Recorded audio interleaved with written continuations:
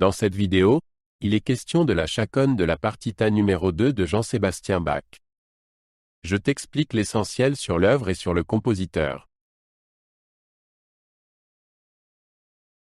Jean-Sébastien Bach, 1685 à 1750, était un compositeur et musicien allemand de l'époque baroque. Il est considéré comme l'un des compositeurs les plus importants de l'histoire de la musique et a fortement influencé le développement de la musique occidentale. Bach est né à Eisenach et était issu d'une famille de musiciens réputés. Il a travaillé comme organiste, maître de chapelle et cantor et a composé de nombreuses œuvres pour instruments à clavier, orchestre, chœur et instruments solistes. Parmi ses compositions les plus connues figurent la Passion selon saint Matthieu, les variations Goldberg et les sonates et partitas pour violon seul.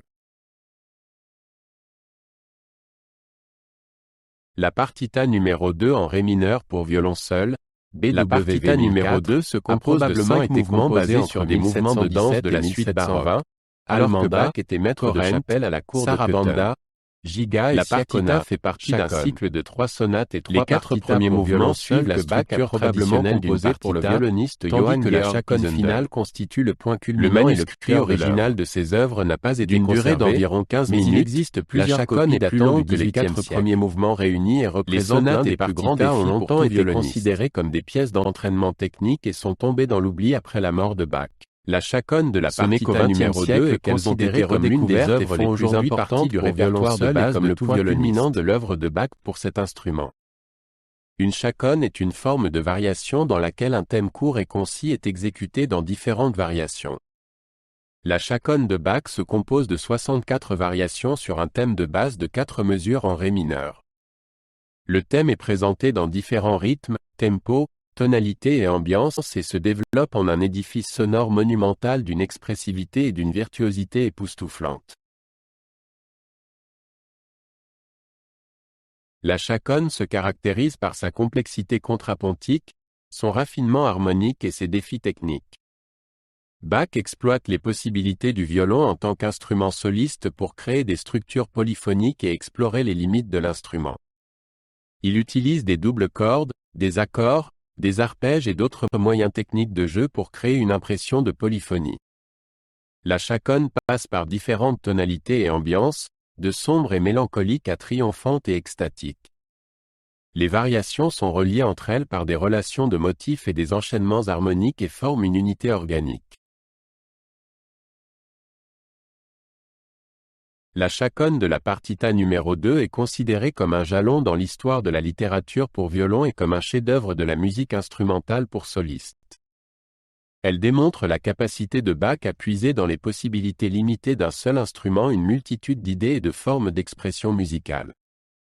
La chaconne a exercé une influence déterminante sur les générations suivantes de compositeurs et de violonistes et sert encore aujourd'hui d'inspiration et de défi. Elle fait partie du répertoire standard de tout violoniste et jouit d'une grande popularité auprès du public. La chaconne a été interprétée et enregistrée par de nombreux violonistes de renom. Parmi les enregistrements les plus connus figurent ceux de Jascha Effay, Nathan Milstein, Yehudi Menuhin et Itzhak Perlman. Chaque violoniste apporte sa propre personnalité et sa lecture individuelle à l'interprétation de la chaconne, montrant ainsi la complexité et la richesse de la composition de Bach.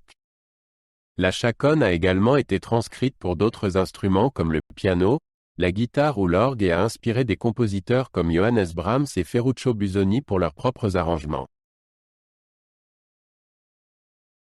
Les sonates et partitas pour violon seul de Johann Sebastian Bach marquent un tournant dans l'histoire du violon en tant qu'instrument soliste. Avant Bach, le violon était principalement utilisé comme instrument mélodique dans l'orchestre ou dans la musique de chambre. Avec ses sonates et partitas, Bach a ouvert au violon de nouvelles possibilités d'expression et l'a établi comme instrument soliste à part entière. Ses œuvres ont servi de modèle et d'inspiration aux compositeurs suivants tels que Beethoven, Brahms et Schumann pour leurs propres compositions pour violon seul. Sans le travail de pionnier de Bach, le développement de la littérature pour violon serait impensable. La musique de Jean-Sébastien Bach a traversé les époques et est aujourd'hui plus vivante que jamais. Ses œuvres sont jouées et étudiées dans les salles de concert, les églises et les écoles de musique du monde entier. La chaconne de la partita numéro 2 n'est qu'un exemple du génie de Bach et de sa capacité à toucher et à émouvoir par la musique. Son héritage en tant que compositeur, musicien et enseignant est incommensurable et continuera d'inspirer et d'accompagner les générations futures. Bach a laissé au monde un trésor musical qu'il convient de redécouvrir et de revivre sans cesse.